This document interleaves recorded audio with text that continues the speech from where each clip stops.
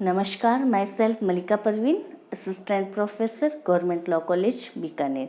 आज हम LLB second year के सब्जेक्ट इंटरनेशनल लॉ में मान्यता के मत, थ्योरीज ऑफ रिकॉग्नाइजेशन पढ़ेंगे। यानी मान्यता के मत या थ्योरीज ऑफ रिकॉग्नाइजेशन क्या है, यानी मान्यता प्रदान करने के बारे में अलग अलग विधि शास्त्रियों का क्या मत है या उनकी क्या राय है। तो दो मान्यता के मत या थ्योरीज ऑफ रिकॉग्नाइजेशन को दो पार्ट में बांटा गया है। फर्स्ट थ्योरी आती है कंस्ट्रक्टिव थ्योरी, निर्माणात्मक मत, एंड सेकंड थ्योरी आती है उद्घोषणात्मक मत या डिक्लेरेटिव थ्योरी। फर्स्ट थ्योरी की बात करें हम, निर्माणात्मक मत, यानी जैसा कि नाम से ही स्पष्ट हो रहा है, निर्माणात्मक, यानी ये जो इस मत को मानने वाले जो विधि शास्त्री हैं, उन विधि शास्त्रियों के अनुसार मान्यता के द्वारा, यानी किसी नए राज्य को मान्यता प्रदान की जाती है तो उससे नए राज्य का निर्माण होता है। यानी मान्यता अंतर्राष्ट्रीय विधि में बहुत ही जरूरी है। किसी भी नए राज्य को समुदाय का सदस्य बनाने के लिए या उस राज्य का एक अलग से अस्तित्व या व्यक्तित्व कायम करने के लिए, उसकी एक पर्सनैलिटी बनाने के लिए मान्यता, रिकॉग्नाइजेशन होना बहुत ही जरूरी है। तो इनके अनुसार मान्यता के द्वारा एक नए राज्य का निर्माण किया जाता है। तो कौन कौन से विधि शास्त्री हैं जो निर्माणात्मक मत या कंस्ट्रक्टिव थ्योरी को मानने वाले हैं? 5 विधि शास्त्री हैं, ठीक है। 5 फर्स्ट मत के हैं और 5 ही सेकंड मत के हैं। तो इसको अपनी याद कैसे करेंगे? हीगल, हॉलैंड, एंजिलोटी, लाटरपैट और ओपेनहाइम। हीगल, हॉलैंड, एंजिलोटी, लाटरपैट और ओपेनहाइम, ये 5 विधि शास्त्री ऐसे हैं जो कहते हैं कि मान्यता प्रदान करने से ही राज्य का निर्माण होता है। जब तक मान्यता प्रदान नहीं की जाती है उस राज्य का कोई अस्तित्व नहीं होता है। तो इसमें सबसे पहले आता है एंजिलोटी। एंजिलोटी के अनुसार मान्यता वो विधिक प्रक्रिया है, मान्यता वो विधिक प्रक्रिया है जिसके द्वारा किसी राज्य को राष्ट्र तत्व मौजूद होने के बाद में एक व्यक्तित्व, उसका अलग से व्यक्तित्व या उसका अलग से अस्तित्व उजागर होता है। प्रोफेसर लाटरपैट के अनुसार नए राज्य में वो अंतर्राष्ट्रीय राष्ट्र तत्व तो मौजूद होते हैं, लेकिन मान्यता या रिकॉग्नाइजेशन एक ऐसी विधिक प्रक्रिया है जिसके द्वारा राष्ट्र तत्व मौजूद होते हुए भी अगर उसे मान्यता प्रदान नहीं की जाए, विधिक प्रक्रिया द्वारा मान्यता प्रदान नहीं की जाए, तो उस राष्ट्र का कोई अस्तित्व नहीं होगा। यानी मान्यता के द्वारा उस नए राज्य का निर्माण किया जाता है।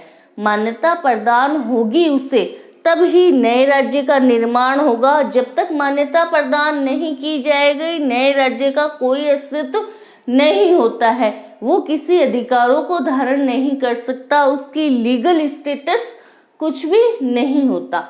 मान्यता प्रदान करने से ही नए राज्य का निर्माण होता है। कौन कौन से विधि शास्त्री हैं इसको मानने वाले? हीगल, हॉलैंड, एंजिलोटी, लाटरपैट और ओपेनहाइम।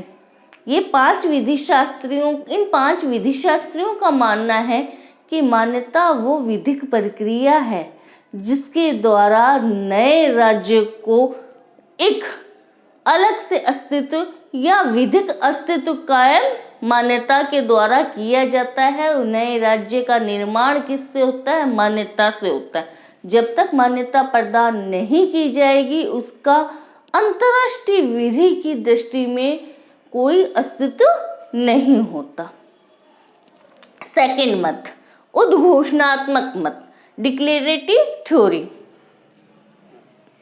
जैसा कि उद्घोषणात्मक मत नाम से ही स्पष्ट हो गया है कि यह जो मत है, इस मत को मानने वाले विधि शास्त्री कौन कौन से हैं? हॉल है, पिट कॉबेट है, फिशर है, ब्राइलरी है और वैगनर है। ये 5 विधि शास्त्री हैं। इन 5 विधि शास्त्रियों के अनुसार मान्यता द्वारा किसी नए राज्य का निर्माण नहीं होता है।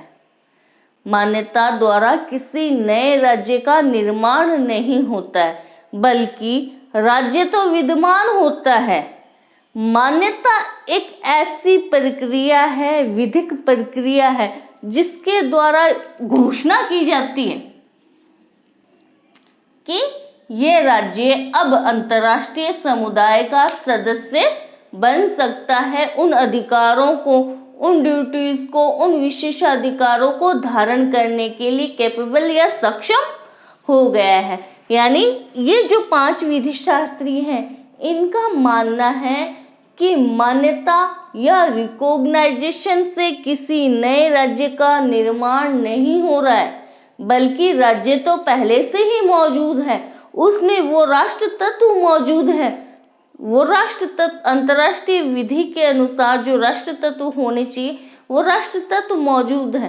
तब विद्यमान राज्य घोषणा करते हैं कि उद्घोषणा यानी घोषणा करते हैं कि मान्यता द्वारा वो ये उद्घोषणा करते हैं या घोषणा करते हैं कि अब ये राज्य अंतर्राष्ट्रीय समुदाय का सदस्य बन सकता है या बनने के लिए सक्षम है। तो दोनों मतों वालों के अलग अलग मत हैं। निर्माणात्मक वाले कहते हैं कि मान्यता के द्वारा तो नए राज्य का जन्म हो रहा है, नए राज्य का निर्माण हो रहा है, जबकि उद्घोषणात्मक मत वाले मानते हैं कि इससे कोई नए राज्य का निर्माण नहीं हो रहा, बल्कि जो राज्य विद्यमान है, पहले से ही विद्यमान है, उस राज्य को मान्यता प्रदान करके सिर्फ ये घोषणा की जा रही है कि अब ये राज्य विधिक व्यक्ति बनने के लिए सक्षम है। तो अलग अलग मत है, दोनों ही अलग अलग विधि शास्त्री हैं। तो निष्कर्ष क्या निकलता है? कंक्लूजन क्या निकलता है? निष्कर्ष ये निकलता है कि निर्माणात्मक और घोषणात्मक दोनों ही मत को मानने वाले विधि शास्त्री अपनी अपनी जगह सही है। कई लोगों का मानना है, जैसा कि मैंने भी लिखा है, ओपेनहाइम निर्माणात्मक के पक्षधर है, पर कंक्लूजन या निष्कर्ष में उन्होंने कहा कि मान्यता थ्योरीज ऑफ रिकॉग्नाइजेशन यानी मान्यता के मतों में दोनों ही मत निर्माणात्मक और घोषणात्मक दोनों ही सही हैं। कैसे? कि दो तथ्य अलग अलग होते हैं, तथ्य और परिस्थितियों के अनुसार दोनों ही मत अपनी जगह सही है। विद्यमान तथ्य की घोषणा करते हैं। अगर यह विद्यमान तथ्य यानी अगर कोई राज्य पहले से विद्यमान है तो वो घोषणा करते हैं, तो ये घोषणात्मक मत है। और अपनी प्रकृति यानी अपनी नेचर के अकॉर्डिंग नए राज्य का निर्माण भी हो रहा है मान्यता के द्वारा, तो वहां निर्माणात्मक मत आता है। प्रोफेसर ओपेनहाइम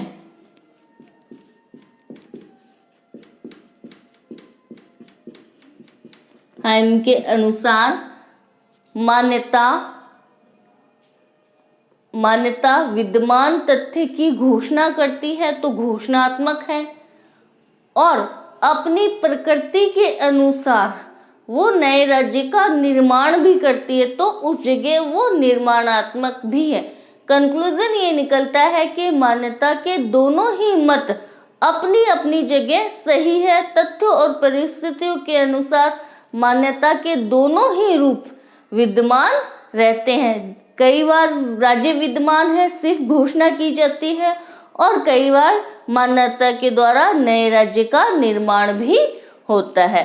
तो कंक्लूजन में हम अपन ये लिखेंगे, प्रोफेसर ओपेनहाइम के अनुसार मान्यता निर्माणात्मक भी है और घोषणात्मक भी है।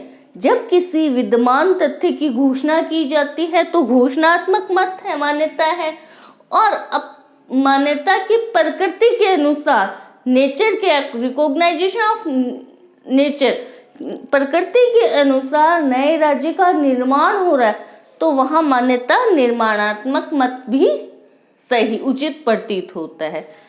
तो आई थिंक आपको समझ में आया होगा। अगर कुछ नहीं समझ जाए तो प्लीज कमेंट कीजिए। Thank you so much.